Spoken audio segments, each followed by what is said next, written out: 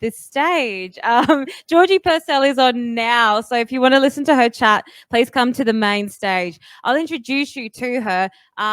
Before I give the official rundown of Georgie, she's just got one of the most fire Instagram and TikToks that you'll ever see. So follow her, please. Georgie Purcell is probably her handle. I wish I had that info, but I just remember then. It's very good at social media. So Georgie Purcell is the Chief of Staff to Victoria's first Animal Justice Party MP, the wonderful Andy Medic. She's responsible for a small but dedicated team working to achieve legislative change for animals in the Victorian Parliament. Georgie is also the president of Oscar's Law. You absolutely would have heard of Oscar's Law. It's Australia's most prominent anti-puppy farming organisation. The high-profile campaigns and political lobbying of Oscar's Law has seen historic legislation to end puppy factories and ban the sale of puppies in pet shops pass in Victoria and Western Australia, with similar legislation proposed in other states.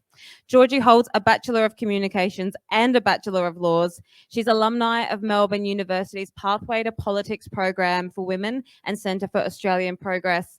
Now, Georgie, we actually have a couple of puppies here that I know for a fact have come from a puppy farm. So it's something that's definitely close to my heart because I've seen the transition of being so abused and then to come out the other side and how important it is to eradicate them. Georgie, do we have you there?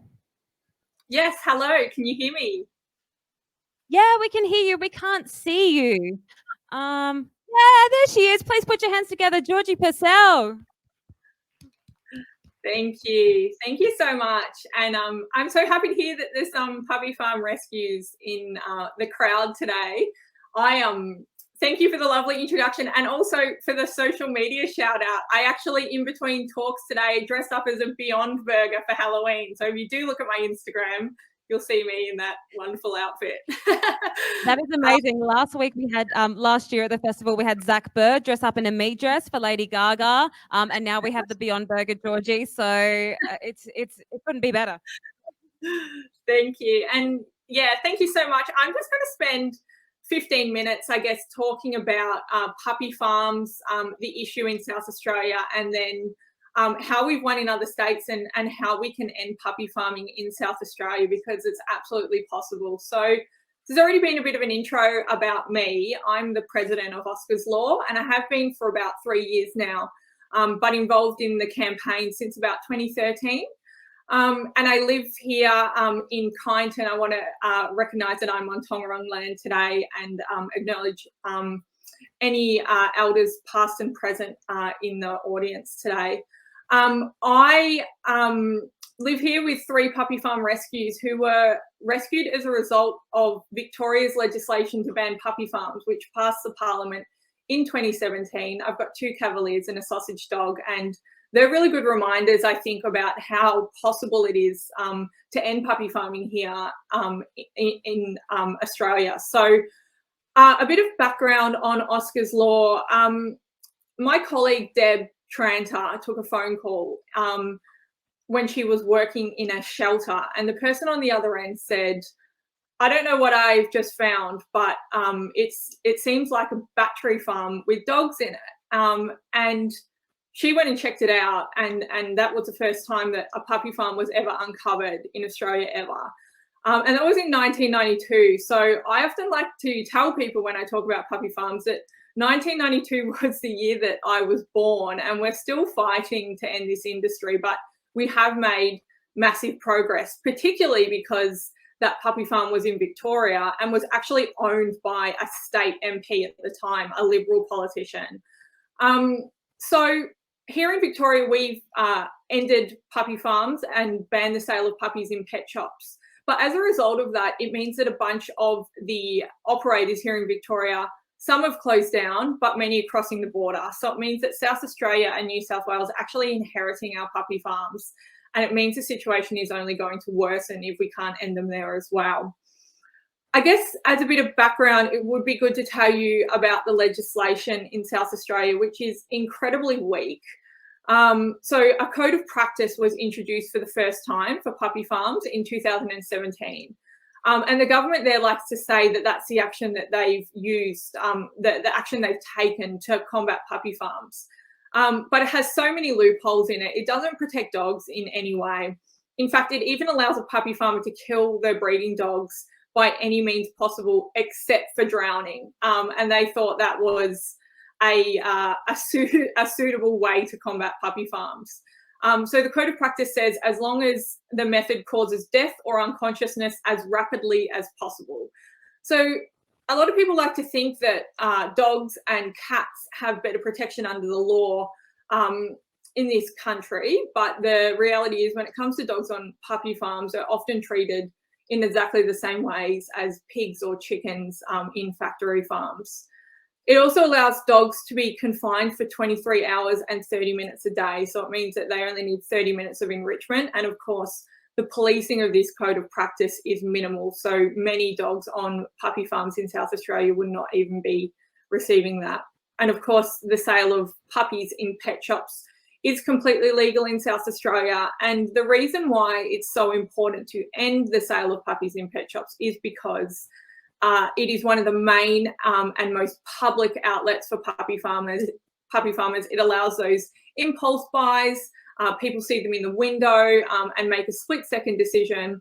The other thing about it as well is that it completely hides any accountability for the puppy farmer. You can't meet the parents of the dog that you're buying. You can't see the living conditions they're in. And many pet shops will say that their dogs come from reputable breeders. And something that I like to inform people of is that pet shops that sell puppies can only get those dogs from puppy farmers or backyard breeders. And the reason for that is because the dog breeding bodies across the country that for registered breeders are not allowed to sell their puppies in pet shops. It's against their code of practice. So it's really important to shut down these puppy farm sales in pet shops. And then, of course, there's the online angle as well, which we've tackled in legislation here in Victoria.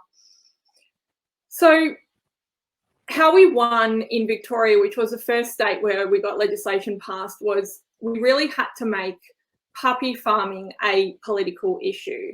As I said, this campaign has been running since 1992, and it wasn't until 2014 that the state opposition here in Victoria, which was the Labor Party at the time, we had a Liberal state government, they came forward and said, if we win the election, then we will ban the sale of puppies in pet shops and shut down puppy farms. This was a really important time for us because the Liberal government at the time actually wound back our code of practice that we had hitherto and allowed for things like a plank of wood being a suitable bedding for a dog and for blunt force trauma to be a method of killing a dog when it was no longer useful. So to do this, though, it didn't just happen. We had to work really hard to convince politicians that people cared about this issue and people wanted to see an end to puppy farms here in Victoria. So we had a range of investigations. We exposed a number of puppy farms and the conditions these dogs were living in. And at the time, there was just so many puppy farms in Victoria. Some were small with just 30 dogs and some were huge with 350 dogs. But one thing that didn't change among them was these living conditions that the dogs were in, living on concrete floors, sleeping in plastic tubs, on planks of wood, in their own excrement, and just nothing we could do to shut them down because the RSPCA was only able to investigate and prosecute based on the laws at the time, and puppy farms weren't illegal. So we did these investigations and we exposed them in the media and ran a lot of online campaigns. We had protests on the steps of Parliament House, and eventually we had the Shadow Minister for Agriculture come to one of them and make this commitment to us. So that was in 2014, and I guess as an example of how slow politics moves, the legislation didn't pass in Victoria until 2017. But then in 2018, there was no longer dogs for sale in pet shops here. And of course, all of the regulations came in that completely, they restrict puppy farms in a way that they cannot operate in a way that's viable. So as a result, now that the legislation's rolled out and in full effect, we're seeing a number of these puppy farmers that we know well, that we've exposed in the past, that we've rescued dogs from, coming into South Australia, coming into New South Wales and setting up there. But still, as a result, we haven't been able to convince the South Australian government to take action on them, like happened here in Victoria and like has just happened in West Australia, where they have passed a similar piece of legislation to Victoria. So, of course, you would all know in South Australia that it's a Liberal government right now.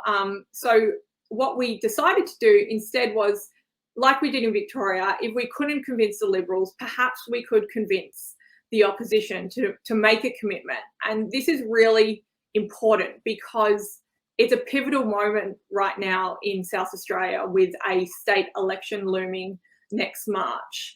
And so we've been in contact with the opposition there, with the Labor opposition, and they, of course, like their counterparts in Victoria and Western Australia, they said if we win the election, then we'll ban puppy farms and the sale of puppies in pet shops too, which is great. Of course, that means that it will only happen if they form government. So I think that's a really important message for people in the audience to have today, that if the Liberals get re-elected at your state election in March, there won't be any action taken on puppy farms. But if Labor are elected, there will be action on puppy farms. But I think, of course, as I was introduced at the start, I am also, in my professional life, I'm Andy Meek's Chief of Staff here with the Animal Justice Party in the Victorian Parliament. And we know just how important it is to have these independents and minor party MPs in the Parliament to help advocate for and pass this legislation as well. So my call to action for you all here today would be to meet with your MPs in your area, to give them a call, and to ask them if they will speak out on puppy farms, because we know from our experience in other states, in other jurisdictions, that if we can keep enough pressure on, that they will actually take action on this issue.